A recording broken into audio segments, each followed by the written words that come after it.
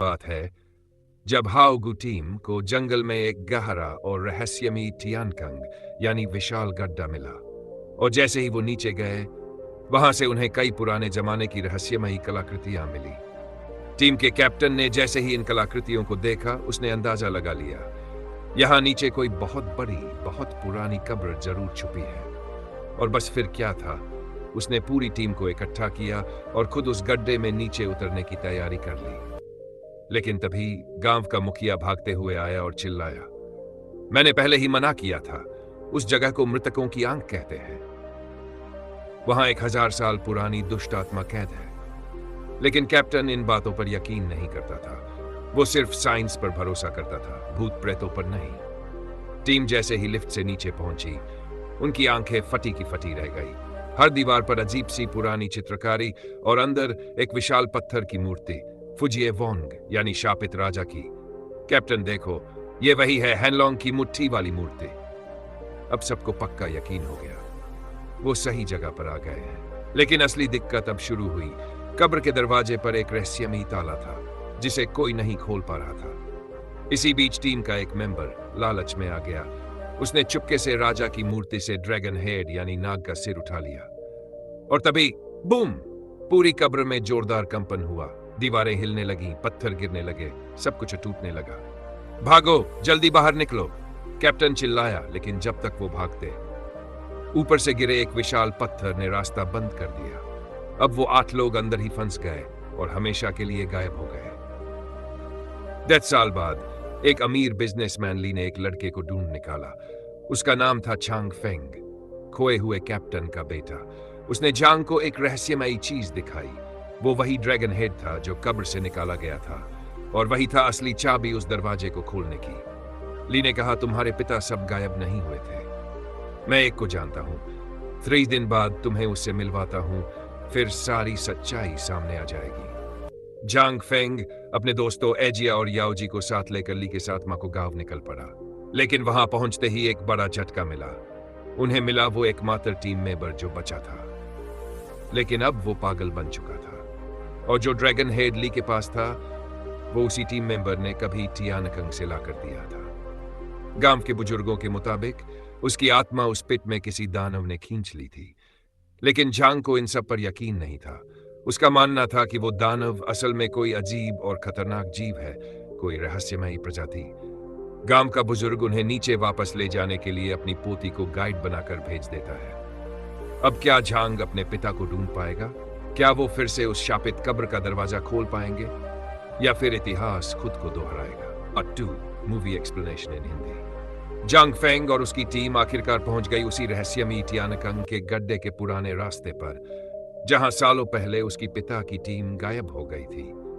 वो सीधे चलते चलते उस प्राचीन कब्र तक पहुंचे, और हैरानी की बात यह थी कि ना तो वहां भूकंप का कोई असर था, ना ही पत्थरों में कोई टूट फूट।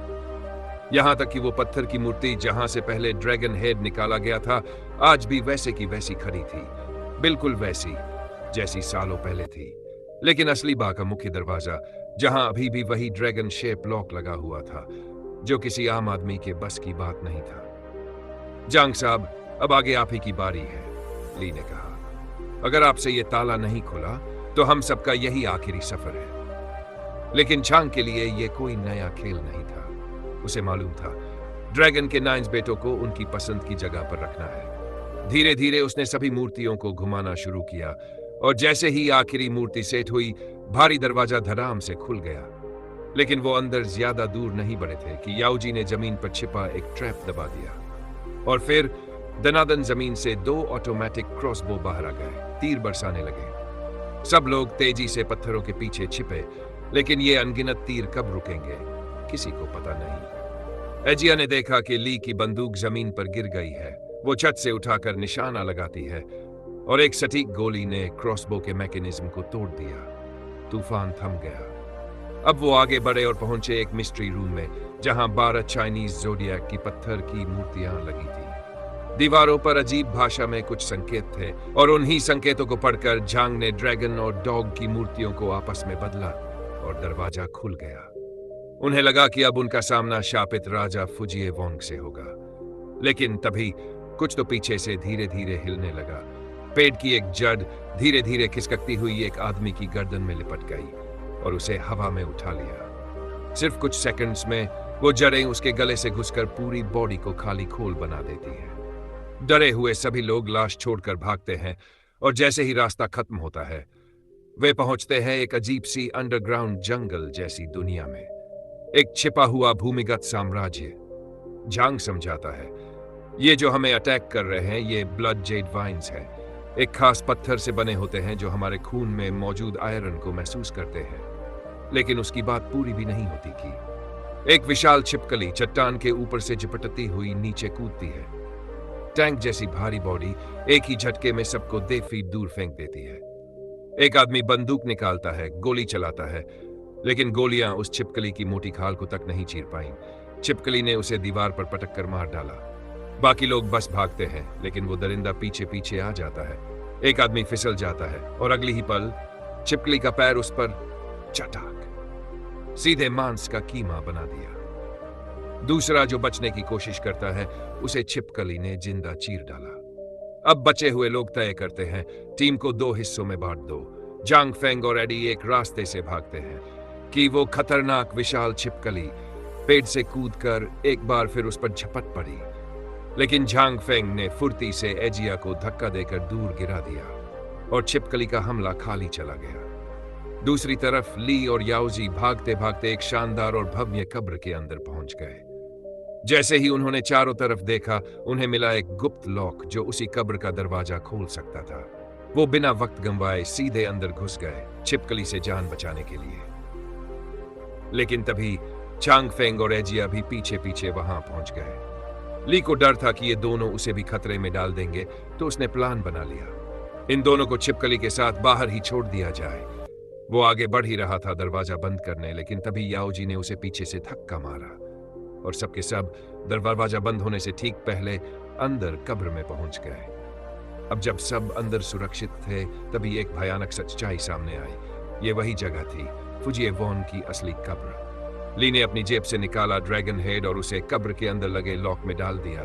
क्लिक, कड़क, कब्र का ढक्कन अपने आप खुल गया और फिर सभी की आंखें फटी रह गई। फुजिए वॉन का शव अभी भी वैसे ही सुरक्षित था, उसके सीने पर रखा था, चमकता हुआ हरे रंग की रोशनी छोड़ता। हैनलोंग स्टाफ, ये तो असली वाला है, ली बोला, जिसे ढूंढते ढूंढते लोग मर गए। अब जबकि हमें ये मिल गया है, क्या वाकई में कहीं सच में ड्रैगन भी है? याओजी बोला, भाई जिस छिपकली से हम लड़ रहे थे वही तो ड्रैगन है। ली ने बिना किसी को बताए अपनी महिला असिस्टेंट को इशारा किया, स्टाफ निकालो। सच तो यह था कि ली को झांग के पिता से कोई सहानुभूति नहीं थी, वो सिर्फ इस स्टाफ को पाने आया था। लेकिन जैसे ही स्टाफ को उठाया गया, फुजिए वॉन की बॉडी पल में सूखकर सफेद कंकाल बन गई और उस लड़की का शरीर अचानक कांपने लगा। उसकी आंखें लाल, नाखून लंबे, वो अब इंसान नहीं एक राक्षस बन चुकी थी। वो पागलों की तरह चिल्लाई और पूरी टीम पर हमला कर दिया। जांग अभी समझ ही रहा था कि क्या हो रहा है कि तभी ली का शरीर भी हिलने लगा। उसके हाथ फटने लगे, नसें उभर आई और वह भी एक पिशाच बन गया। उसने सीधा एजिया पर छलांग मार दी। कब्र का ढक्कन उसे उड़ाकर दूर फेंक देता है, फिर भी उसे दर्द का एहसास तक नहीं। जांग समझ गया, ये लोग मर नहीं सकते, इनसे लड़ना बेकार है। उसने तुरंत दरवाजे के पास लगी लिवर को खींचा और बाहर खड़ी वो छिपकली अंदर बुला ली।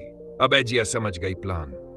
वो दौड़ती हुई पिशाच बनेली को छिपकली की ओर खींच ले गई और जैसे ही पास पहुंची एक जोरदार घुमाव के साथ उसे छिपकली के सामने धकेल दिया।